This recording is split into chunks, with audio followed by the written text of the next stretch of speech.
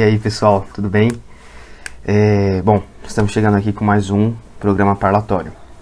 E, bom, antes de tudo, se você puder, curte nosso vídeo, compartilha, tá? Seja no YouTube, no Instagram, no Facebook, para que, enfim, se você gosta do nosso conteúdo, para que esse conteúdo chegue para mais pessoas, beleza?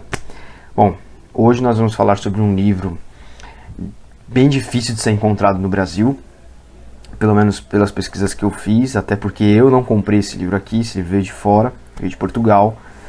É um livro de um historiador chamado Rainer Deinhardt, eu não sei falar alemão, Deinhardt, eu vou mostrar aqui daqui a pouco, e chama A Missão Templária nos Descobrimentos.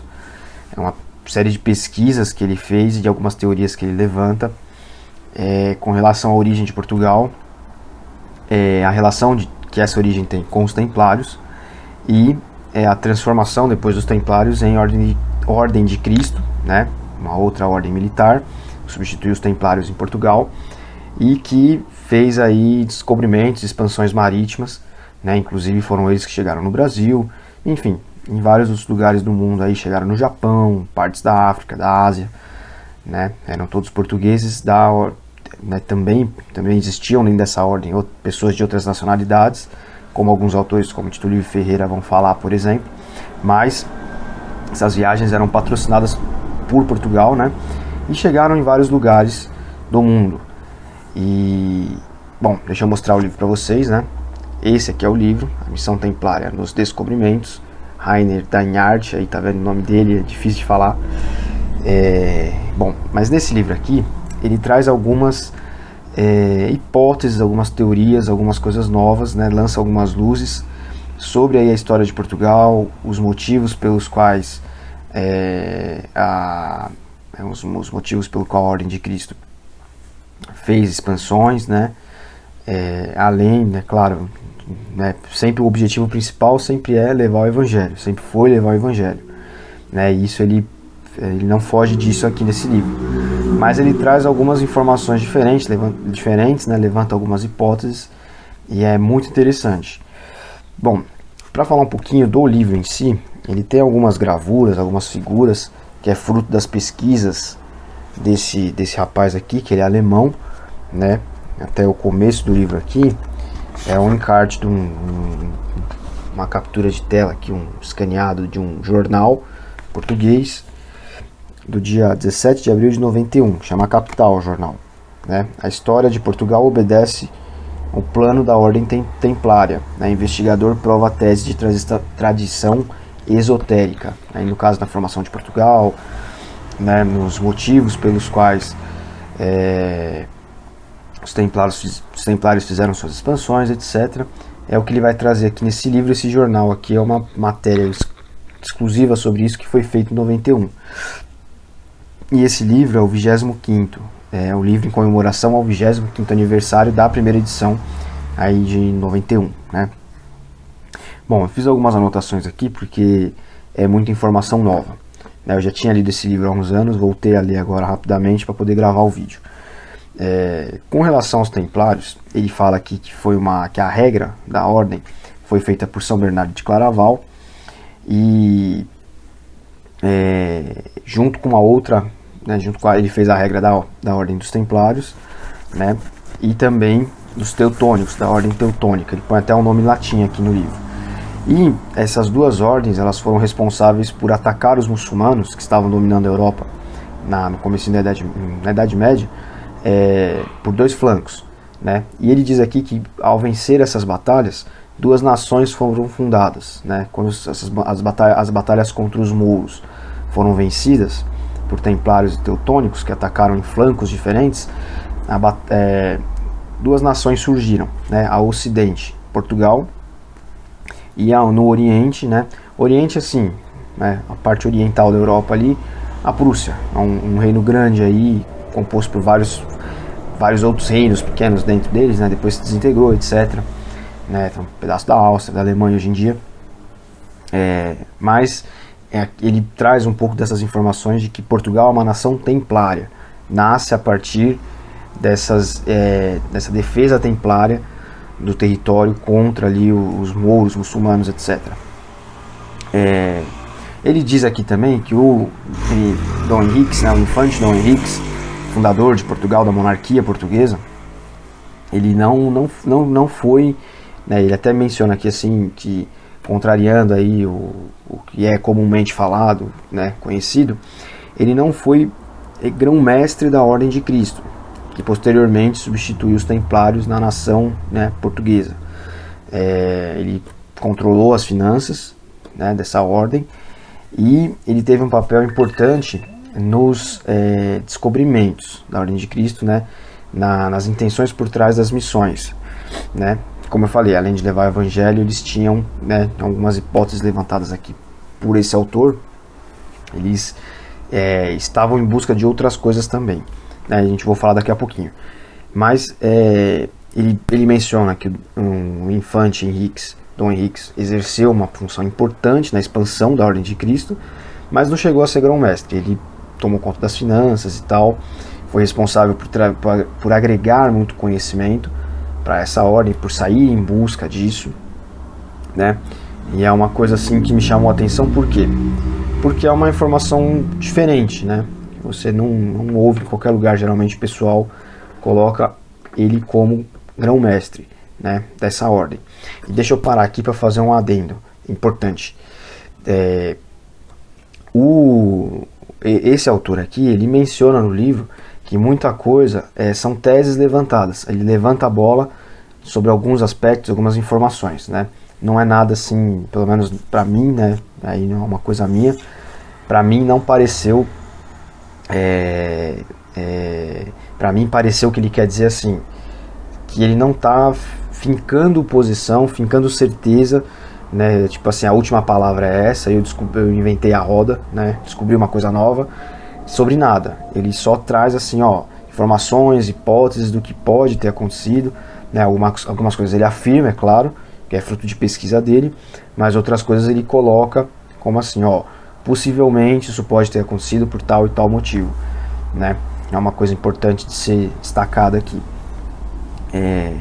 Aí o livro é curto, tem 99 páginas, assim, mais ou menos ao todo, né? 100 páginas, mas ele é bem dividido por capítulos, né? Deixa eu até ler aqui para que você tenha mais ou menos noção. Ó, tem 2 prefácios, a introdução, aí ó, os Templários na formação e expansão de Portugal, em demanda do reino de Preste João, cristianismo ariano, a Ordem de Cristo herdeira da tradição esotérica, no caso tradição esotérica dos Templários, a mensagem dos pergaminhos coptas e a conclusão. Essa é a divisão do livro. Então tem algumas questões aqui que envolvem aí um pouco mais assim, ele adentra um pouco no cristianismo mesmo, fala sobre os arianos, sobre o comecinho da era cristã, né, sobre assim, supostas perseguições. Ele não coloca como supostas, né, mas eu coloco assim, pensei na hora que estava lendo, algumas perseguições por parte da igreja em Roma contra coptas, contra arianos, etc. Alguns cristãos que inclusive os coptas estão dentro disso, que acreditavam em reencarnação, tal, umas coisas que até, enfim, partindo da doutrina cristã, né, de uma maneira geral, são até heréticas, né, são doutrinas heréticas que essas pessoas aqui acreditavam e que sim, eram de fato vinculadas ao cristianismo primitivo, mas não quer dizer que estava certo. Mas ele traz um pouco disso, algumas questões assim de símbolos, né? Então ele pega assim, tem muita figura de cruzes antigas, de símbolos cristãos antigos, né? Deixa eu ver se eu consigo pegar um aqui para mostrar. Ó, por exemplo, aqui quando ele mostra esse peixe com uma cruz templária aqui,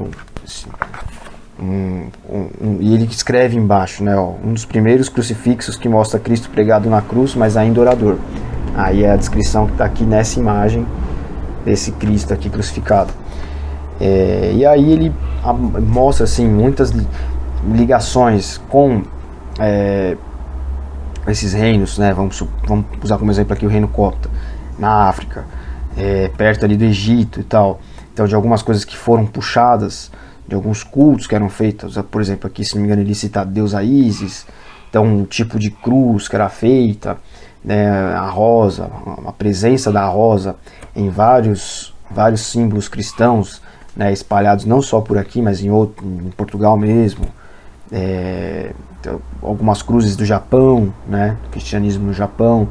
Então ele vai explicar aqui, por exemplo, da rosa que eu estava falando, que é o nascimento, né, a cruz é a morte, a rosa é o nascimento. Então você mesclava nos escudos, enfim, em outros elementos, essa simbologia do nascimento e da morte, né? Então é só para dar um exemplo, ele trata um pouquinho disso aqui.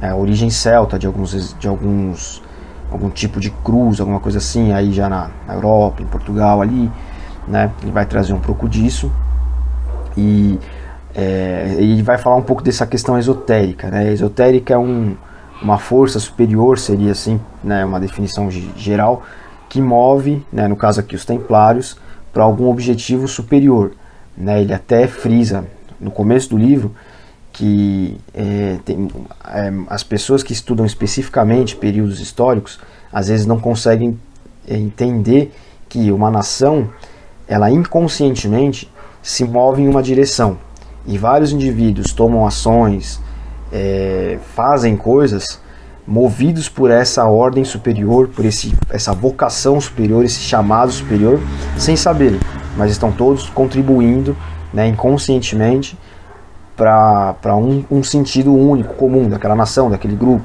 né? E aí é onde ele busca essa origem esotérica dos templários que fundaram Portugal, e que Portugal e os seus territórios ultramar, né, Brasil, Angola, Moçambique, Açores, etc., tem todos uma missão esotérica superior por cumprir, né, uma vocação por cumprir. E aí é até interessante isso. Mas de uma maneira geral, né, a questão esotérica que ele vai trazer dos templários aqui é essa. E especificamente sobre os templários, ele traz algumas informações interessantes. A primeira coisa, ele fala sobre o reino copta de Preste João, que é a antiga Abissínia, que hoje a gente conhece por Etiópia. É claro que as fronteiras estão um pouco diferentes, a Etiópia é um país grande, né, não tão grande como o Brasil, Estados Unidos, etc., mas é um país grande ali na África, que era maior nessa época aqui. E era um reino cristão no meio de uma África pagã, né? Isso muito lá atrás, né? Ano 1000 e pouco aqui, bem lá atrás mesmo. Acho que logo depois, inclusive, da expansão dos cristãos e tal, ele conta um pouco essa história aqui, né? Da dispersão, na verdade, dos cristãos. Alguns vão para essa região na África e estabelecem esse reino copta, né? É um dos poucos cristãos coptas, né, de doutrina copta, que continuaram mantendo essa tradição copta, que se baseia no Evangelho de São Tomé, etc., e tem alguns elementos de reencarnação e tal. Aí teria que entrar na doutrina copta em si, né? Mas ele cita alguma coisa aqui. E que os templários, o infante Dom Henriques, ele tinha como intenção também, né, além de evangelizar, de cristianizar, ter contato com essa nação, com esse rei, esse Preste João, com esse reino da Abissínia aí, que hoje a gente conhece por Etiópia. É um reino lendário, né? E isso de alguma maneira orientou os descobrimentos, né, também. E ele levanta uma hipótese aqui, que está interligada com isso, que primeiro assim, os templários, o local onde eles se estabeleceram em Jerusalém, acredita-se que era um lugar onde havia sido construído e derribado depois o Templo de Salomão. E ele levanta uma hipótese aqui de que eles possam ter descoberto, né, em salas subterrâneas, uma grande biblioteca, né? Salomão foi um cara muito sábio, e a sabedoria dele pode ser proveniente de livros, de escritos, de rolos na época, né? E que os templários resgataram esses rolos, né? Tiveram posse desses rolos, tentaram inclusive salvá-los, né? Guardá-los em um lugar. E ele até traça uma rota que seria até o Chipre. Do Chipre isso poderia ter ido para Portugal, né? E ele coloca que os templários eram conhecedores de muita coisa, né? Até por isso, posteriormente, a Ordem de Cristo pôde fazer as navegações, conhecimento de mapas, etc., por conta dessa descoberta dos templários, né? Lembrando, em Portugal, a Ordem de Cristo substituiu os templários. Então esse conhecimento teria sido, possivelmente, poderia, né, uma hipótese, poderia ter saído dali de Jerusalém com os templários, ido até o Chipre, do Chipre para Portugal. Aqui ele vai explicar pormenorizado, não vou conseguir explicar, né, pormenorizado aqui. E também com relação à biblioteca de Alexandria, é bem possível que quando a biblioteca pegou fogo e muita coisa foi destruída, parte dessas coisas, parte do que existia na biblioteca foi salvo. E alguns peregrinos levaram, eles não foram para o Ocidente, nem para o Oriente, eles desceram para a África, né? E levaram isso, e isso ficou no reino de Prestes João, na Abissínia, né? Então o infante Dom Henriques, ele tinha por intenção também chegar até a Abissínia por conta disso também, né? É uma demanda não comprovada essa, né? Ele coloca aqui, isso não é provado, mas é uma hipótese que pode ser levantada, e ele vai trazer elementos aqui mostrando o porquê, né? Com mais pormenores, como eu falei. E, para fechar, é interessante que ele fala que assim, essa biblioteca que os templários pretendiam possivelmente levaram para Portugal, eles pretendiam levar, na verdade, para Paris. E começaram a construir uma torre muito grande lá, um local muito grande, um tipo de um castelo, né, uma fortaleza muito grande, para que esses livros pudessem ser, esses rolos, na verdade, né, estou falando livros, mas é rolo, pudessem ser armazenados ali. Conhecimento, né? Valorizavam conhecimento para que fosse armazenado ali. E acabou não... esse local acabou não sendo terminado, finalizado. O rei da França depois perseguiu os templários. E o que ele coloca aqui que é muito interessante: esse local posteriormente foi transformado em prisão. Essa prisão era a Bastilha, né, de onde ali começou a Revolução Francesa em 1789. Né, foi uma construção iniciada pelos templários com essa finalidade. Acabou não dando certo. Enfim, uma passagem bem rápida pelo livro. É muito interessante, é difícil de encontrar. Eu comprei em Portugal esse livro aqui, e veio de Portugal junto com essa correntinha templária, né? Eu nem lembro quanto eu paguei na época, faz já isso uns 5 anos, 4, 3 por aí. Mas é muito interessante. Eu fiz algumas pesquisas, você acha no estante virtual, mas lá tudo é muito caro. Mas, de maneira geral, é isso que esse livro traz: a missão templária nos descobrimentos. Rainer Dainhart é um alemão que é radicado lá em Portugal, escreve até aqui um pouco da história dele em Portugal, etc. Que gosta muito, que é uma nação adotiva, né? Um filho adotivo de Portugal. Bom, e é isso. Espero ter contribuído, não ter deixado nada passar aqui. E se você puder, leia, porque é um livro muito interessante. Tá certo? Então, curte, compartilha o nosso vídeo aí, que é a melhor forma de você ajudar a gente. Tá certo? Valeu, pessoal. Até a próxima, hein?